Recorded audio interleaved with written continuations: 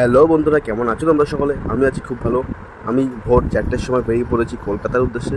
কেন?